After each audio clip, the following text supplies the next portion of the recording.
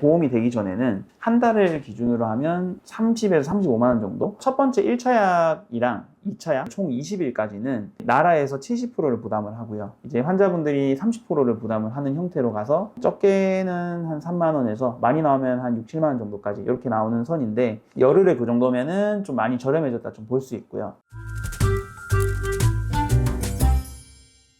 개인 맞춤 한약을 지어 먹는다는 게 일반인들 시점에서 가격이 부담됩니다. 비싸다는 선입견이 있다 보니까. 근데 올해인가요? 첩약 건강보험 시범 사업 정식으로 된 건 아니죠, 아직? 네네, 시범 사업인데 지금 좀 활발히 이루어지고 있는 것 같습니다. 그래서 원장님 한의원도 그 시범 사업에 채택이라고 말씀해야 되나요? 네, 그쵸. 저희도 이제 채택이 돼가지고 처약 건강보험 시범 사업 하고 있고요. 그러면 6가지 질병에 대해서만 가능한 거죠? 현재는 6가지만 됩니다. 기능성 소화불량, 비염, 생리통, 요추 추간판 탈출증, 허리 디스크, 중풍우유증, 안면신경마비 이렇게 6가지가 지금 되고 있고요. 그래도 상당히 많은 해주네요. 많이 해주네요. 그게 1차 시범 사업 때 생리통이랑 중풍우유증이랑 안면마비 3가지만 원래 됐었었는데 1차 시범 사업이 성공적이었다고 보지 않는 시각들이 좀 많이 있으시더라고요. 그래서 조금 더 한약으로 효과를 낼 수 있는 질환들 중에서 보편적으로 국민들이 꼭 필요한데 쓸 수 있는 게 뭐가 있을까 해서 진행된 걸로 알고 있거든요. 그래서 이번에 2차 시범 사업 때 기능성 소화불량이랑 비염이랑 요추 추간판 탈출증 요 3가지가 이제 추가가 돼가지고 요새는 저희 한의원에서도 조금 많이들 찾고 계세요. 사실 소화불량, 비염, 허리 통증 이거 진짜 우리나라 사람 열에 7, 8분 전부 다 해당되는 상황인 것 같은데 꽤 괜찮은 혜택인 것 같네요. 진단을 할 때 되는 부분이 있고 안 되는 부분이 있긴 하거든요. 비염은 전반적으로 거의 다 된다고 보시면 될 것 같고 기능성 소화불량은 말 그대로 기능성 소화불량이거든요. 기질적인 문제라는 단어가 있어요. 기질이 뭐냐면 형태 자체에 문제가 있을 때 위장의 형태 자체에 문제가 있는 것들은 기질성 소화불량이라고 이야기를 하는데 이 부분들을 제외하고 내시경을 하거나 살펴봤을 때는 멀쩡한데 소화불량 증상이 있고 기능이 떨어진 이런 사항들이 3개월 이상 지속되면은 기능성 소화불량으로 보거든요. 그래서 헛배가 빨리 부른다던가 윗배가 자꾸 빵빵에 찬다던가 조기포만감이라고 있는데 식사를 조금 한두 입만 먹었는데 배가 차는 느낌입니다. 차는데 밥은 계속 먹어요. 그리고 뭐 신물이 많이 올라온다던가 그런 경우에 좀 기능성 소화불량으로 많이들 오시죠. 그러면 기능성 소화불량으로 첩약 건강보험 적용을 받으려면 내과에서 내시경을 했다는 이력이 있어야 가능한 건가요? 사실 아직까지는 시범 사업이기 때문에 완전한 가이드라인이 있진 않거든요. 그래서 저희도 법을 지켜야 되는 부분들이 있기 때문에 그런 가이드라인들을 원래 나라에서 이제 제시를 하고 있는데 지금은 대화를 통해서만으로도 인정이 되는 분위기고 그리고 이제 요새는 건강검진을 다들 해보시기 때문에 위내시경 정도는 한 번씩 다 해보시거든요. 보통 한의원까지 찾아오실 때는 그 전에 대부분은 내시경 한번 찍고 오세요. 그래서 내시경 상으로는 큰 이상이 없는데 아니면은 염증이 조금 있는데 크게 문제될 것 같진 않고 이런 답변을 가지신 분들이 소화제를 먹었는데 해결이 잘 안 되시면은 와서 치료 많이 받으시는 게 기능성 소화불량입니다. 근데 제가 처음 알았네요. 디스크도 한약을 먹어서 치료가 도움이 된다. 그게 요추 추간판 탈출증이거든요. 그 요추가 이제 허리뼈고 추간판이 소위 말하는 디스크입니다. 척추 사이에 있는 쿠션 같은 것들인데 거기서 염증이 생기거나 뭐 탈출이 일어나서 신경을 누르게 될 때 요추 추간판 탈출증이라 하는데 사실 디스크는요 갑자기 충격에 의해서 생기는 디스크도 있긴 한데 평소에 자세가 안 좋거나 한 동작이 오래되다 보면은 점점점 척추 사이의 추간판에 압력이 가해지게 됩니다. 그러면 이 압력이 가해져서 버티다 안 돼서 탈출하고 터지는 거거든요. 반대로 이야기하면은 이렇게 압력이 가해질 만큼 주변 조직이나 이런 것들이 약화되거나 버티다가 더 이상 못 버티는 부분들이 있기 때문에 한약을 치료를 하면은 일단 그 탈출되어 있던 염증들이 흡수될 수 있게끔 소염작용을 해주는 한약제도 있거든요. 급성기에는 그런 한약들을 많이 쓰고요. 다시 이제 염증이 회복되면서 회복기에 들어섰을 때는 보기만 했을 때는 탈출한 부분만 문제가 되어 보이지만 사실 그 전부터 근육이라던가 인대라던가 뼈라던가 구조적으로 영양이 부족하고 약해지는 부분들이 있습니다. 그래서 거기에 맞게끔 한약을 처방을 하게 되면은 소위 말하는 뼈가 좀 튼튼해진다, 근육이 좀 튼튼해진다 이렇게 되기 때문에 재발도 많이 막을 수 있고 디스크 탈출증 회복 과정 중에서도 환자분들이 훨씬 수월하게 회복이 되시기 때문에 그때 쓰면 많이 좋은 걸로 알고 있습니다.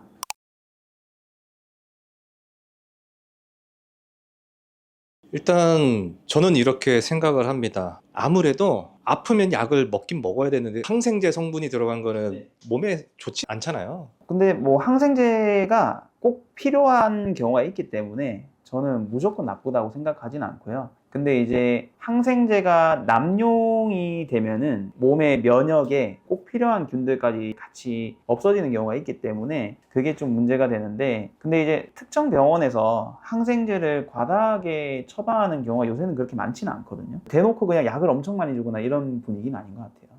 그 양약이라고 표현을 할게요. 양약은 어쨌든 인위적으로 제약회사에서 개발을 해서 인위적인 성분이지 않습니까? 화학물질이잖아요. 근데 한약은 천연 약재로 만들어진 거라서 아무래도 좀 몸에 더 좋지 않을까라는.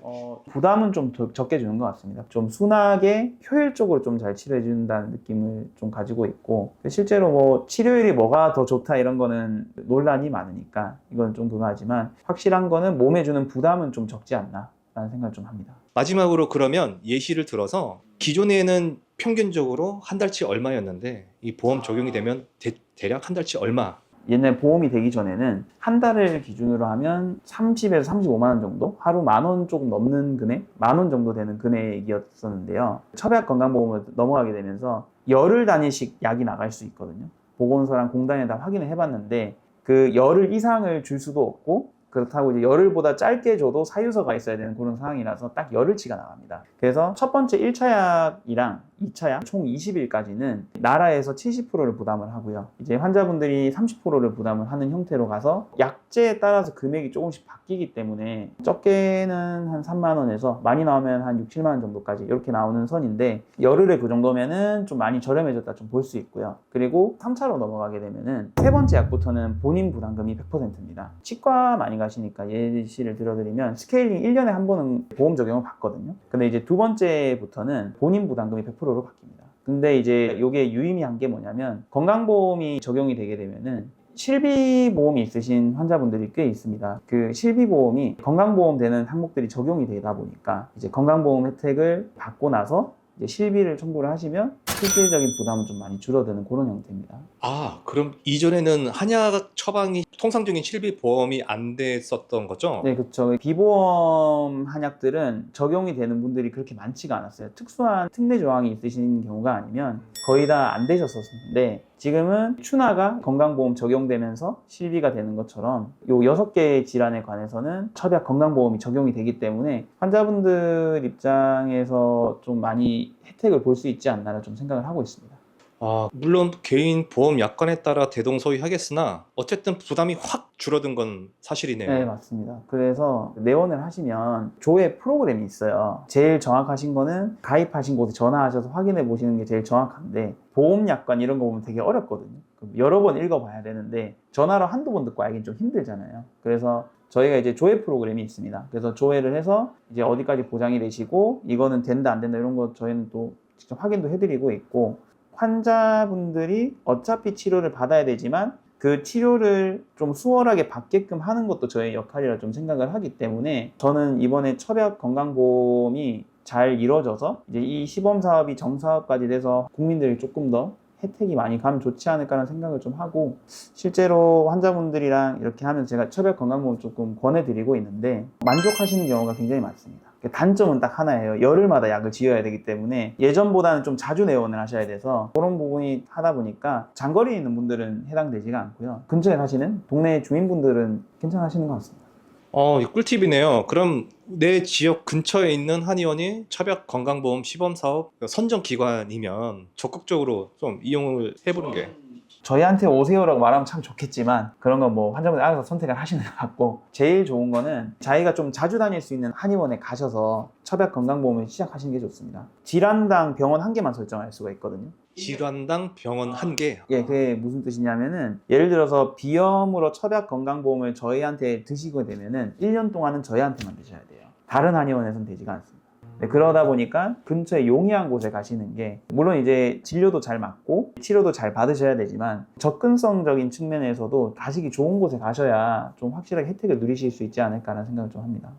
갑자기 든 생각인데 그러면 여기선 비염, 바로 옆에 한의원에서는 디스크 이런 됩니다. 되고요. 예를 들어 뭐 비염도 있고 디스크도 있단 말이죠. 같은 한 병원에서 두 개의 질환은 안 된다는 말씀이죠? 아니요, 그것도 가능합니다. 아, 그것도 가능한 겁니까? 가능하고 시범 사업이다 보니까 이 6개의 질환 중에서 2가지만 하실 수 있어요. 1년 두 동안. 가지까지. 1년 동안 2가지만 하실 수 있고 한 병원에서 하셔도 되고. 근데 이제 예를 들어 비염을 저희한테 받으셨으면 다른 병원에서는 비염으로 첩약 건강보험 못 받으세요. 근데 이제 저희한테 비염을 하시고 디스크도 하시고 이거는 가능한 거죠.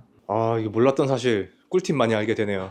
자, 정리를 하자면 현재로서는 아직 시범 사업인데 잘 정착되었으면 좋겠고요. 비염, 기능성 소화불량, 디스크, 요추 추간판 탈출증, 그 다음에 생리통, 중부후유증, 안면마비. 그 6가지 질병에 대해서 1년에 최대 2가지. 2가지 질환이 되고요. 어떤 질병이든 한 한의원을 선택했으면 1년간은 거기만 가야 된다. 맞습니다. 그리고 1차, 2차까지는 3차부터 안 된다는 말씀이신가요? 1차, 2차까지는 본인 부담금 30%, 나라 지원 70%고요. 3차부터는 본인 부담금 100%입니다. 즉 20일은 지원을 받을 수 있다. 지원을 받을 수 있죠. 그리고 이 건강보험 사업이 되면서 다 실비가 되시기 때문에 실비보험이 있으신 분들은 3차, 4차를 넘어가도 좀 부담은 크진 않으세요. 뭐 계속 쭉 나으실 때까지 편하게 드시면 되겠네요. 저렴하게. 참 좋은 사업인 것 같습니다.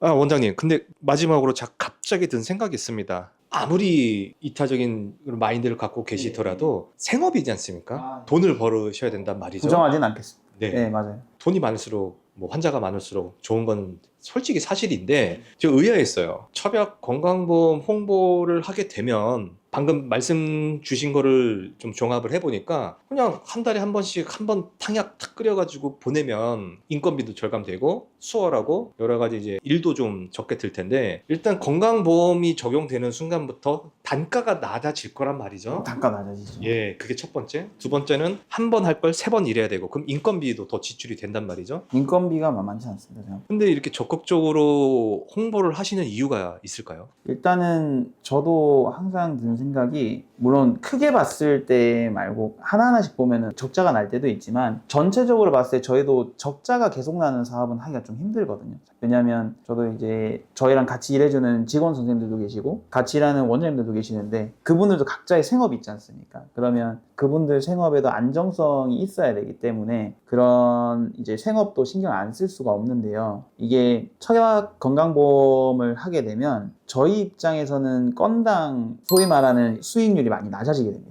그거는 사실이에요. 사실인데 그 반대로 좀 생각을 해봤던 게 그러면 건강보험에 들어온 기존의 사례들이 있지 않습니까? 기존의 사례들을 봤을 때 어떻게 이 사업이 흘러갔나 이렇게 보면은 만약에 국민들에게 필요 없으면은 들어갔다 사라지고요. 필요하면은 어차피 국민들이 원하면 해야 된단 말이죠.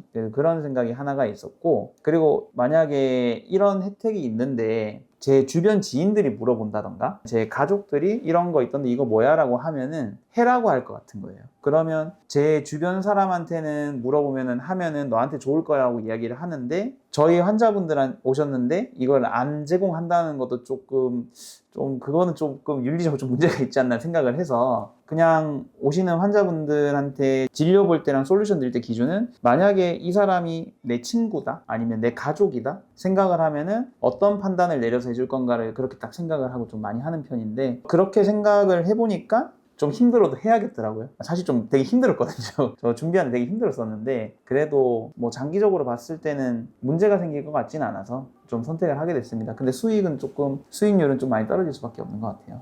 원장님, 제가 이제 의문점이 풀렸습니다. 원장님 병원에 환자가 많은 이유를 알겠어요. 그런 마인드를 갖고 계시니까 당연히 환자분들이 그 진정성을 알고 찾아오시는 방증이 아닐까요? 노력하고 있습니다. 그리고 중요하다고 생각을 하고 모르겠어요. 저는 오히려 앞에서 머리 써서 이렇게 수싸움하는 거 별로 좋아하지도 않고 뭘 해주는 게 대한민국 의료 체계에서 한의원에 왔을 때 이 사람이 가장 도움될까 그냥 항상 그쪽으로 좀 고민을 많이 하는 것 같습니다. 진짜 좋으신 분인 거는 확실한 것 같습니다. 아무튼 마지막으로 초심 잃지 않고 지금처럼 국민들을 위해서 건강 주치의가 되셨으면 합니다. 감사합니다. 앞으로 노력하겠습니다.